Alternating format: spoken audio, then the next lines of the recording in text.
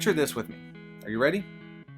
It's 11 p.m. and your stomach is grumbling because it needs a little snack. Yeah, so you're already with me. It's late, you're watching TV, that commercial comes on, and now all you can think about is fast food. You're feeling so hungry, but there's no food in the house, and suddenly you remember Grubhub or DoorDash can magically bring whatever you need to make your stomach feel okay again. So you find yourself on the Taco Bell menu, and before you know it, 2 chalupas and a steak quesadilla are in a stranger's car and headed to your house. Now, I know that I shouldn't eat Taco Bell at 11 p.m. or really ever, right? But it's late and I'm hungry. And in that moment, Taco Bell is all I can think about. So today we're talking about temptation. We all face temptation. And no, Taco Bell is not that big a deal unless it leads you to a really unhealthy lifestyle, but that's a different conversation. We all have things that tempt us, and it's that temptation to smack your little brother when your mom isn't looking. It's the urge to stay up late playing video games instead of studying for that test that you know you're going to be tired and unprepared for the next day. It's the desire to bend the truth just a little bit so that you don't have to fully explain to your parents why you got home late. So we show up late for that test that we didn't study for, and now we're really tempted to cheat off the person next to us because the teacher will never catch us. We see that shirt we've been wanting hanging on the rack at the store, and we're tempted to grab it and sneak out.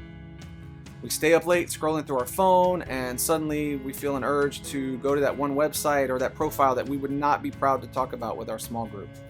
And the more we think about it, the stronger the temptation gets. I mean, what is it that causes us to want to do the very things we shouldn't do in the first place? And is there anything that we can do about that?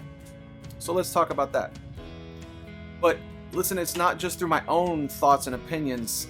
Instead, I want to go back a couple of thousand years and share with you a real experience that can help all of us when we face temptations. Now, it may come as a surprise to you, but Jesus actually experienced temptation too. See, that guy was actually God in human form, and he was tempted to do some things that were not right. And it's also true that he never gave in to temptation, not even once. Instead, he lived a perfect life. So here's what that means. Temptation's not bad. Everyone experiences it. It's our response to temptation that matters. If you've ever been mad at yourself or annoyed for feeling tempted, here's what you can do. Jesus is not mad at you. He's been there and he wants to help. Okay? So as we look at Jesus' story as it was written by one of his closest friends, Matthew, we see one of the first things we need to deal with when it comes to temptation. So check this out. It says, after fasting 40 days and 40 nights, he was hungry, and the tempter came to him and said, listen, if you're the Son of God, tell these stones to become bread. And Jesus answered, it's written, man shall not live on bread alone, but on every word that comes out of the mouth of God. Matthew 4, 2-4. Okay, so there's a lot going on here, right? You have Jesus feeling hungry, like me before Taco Bell splurge. 40 days without eating. Man, the tempter was really trying to get Jesus out of his mind, right? We all know what it's like to feel a nudge from the tempter. And what's odd is that thousands of years ago, after Jesus was tempted, the voice of temptation often takes its first shot at tripping us up by using the same tricks. It tempts us not by focusing on what we're doing, but by focusing on what we believe about who we are. Here's what I mean. Just before Jesus faced these moments of temptation, God literally spoke and said this, "This is my Son who I love, and with him I am well pleased." You see, God affirmed Jesus' identity as valuable, accepted, and loved. But when the tempter approaches Jesus, he says, hey, if you are the Son of God. The first thing the tempter questions is his identity. If he can get Jesus to forget who he is, then maybe Jesus will forget how much he matters. If the tempter can get Jesus to forget how much he matters, then maybe Jesus will do something that he wouldn't normally do. Now, in reality, this plays out with you and me when we're tempted as well. So if I think, I'm never good enough for my parents, I'll never be good enough for anything, who cares then if I mess up my future? Why should I even try, right? I'm not popular, no one really likes me, I could treat other people badly because it helps me feel better about myself.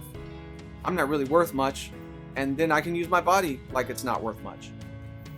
But on the flip side of that, if we think that we matter, then we'll make decisions that protect our future. I'm a good person, I aim for good actions. I have a part to play in God's plan for the world, then I work hard and find opportunities to serve other people. Here's the point. Who I think I am changes what I do. What I think is true about me influences what I do. That's why temptation starts by trying to convince us we're something we're not. All of us have a wrestling match going on between who God says we are and thoughts that say the exact opposite. And it's challenging to make sense of what's true about us versus lies that come from the tempter, which is why it's so important to believe that God knows us better than we know ourselves. Think of it this way. Let what God says about you influence what you do. This isn't just about feeling better about yourself, because for many of us, what we think about ourselves spills into our actions. How we see ourselves is either building up our lives or tearing our lives down. Now, of course, controlling those thoughts is easier said than done, right? You can't control everything that pops into your brain. That's why I think another writer and leader named Paul, who had his own life-changing encounter with Jesus, writes this. He says in 2 Corinthians 10, verse 5, "We take captive every thought to make it obedient to Christ." Now that means that we can actually take hold of those tempting, untrue thoughts, whether they're coming from our own minds or from things other people have said about us, and we can remind ourselves of what God says is true instead. So how do we do that? Well, here's a couple of steps you can take to get started. Think about what you think about. Pay attention to your thoughts and what you're tempted to believe about yourself. You don't have to believe negative things people say, and you don't have to just let unhelpful or unhealthy thoughts stay in your head. Instead, choose to pay attention to what's going on in here. Replace what's untrue with what's true. A great place to find what's true is in Scripture. The stories and words written by people whose lives have been shaped by God can be really helpful reminders of what's true about you. You can also turn to your friends or a small group leader. They'll trust that somebody you trust who can help you see what's true. In fact, one of the reasons we have small groups is because everybody needs somebody to remind them of what's true and good about you. And we all have doubts about who we are, who God made us. But for a moment, imagine if those thoughts weren't true. What if you're not bad, worthless, shameful, broken, stupid? If that's not true, how does your life change? How do you be different if you stop letting lies about your identity influence what you do? What would your inner conversations look like? Temptation is a human thing. We're all tempted to do things when we know better. And oftentimes it's because we give in, our minds have convinced us that we're not who God says we are. This week, I want you to imagine how your life would look different if you let what God says about you influence what you do.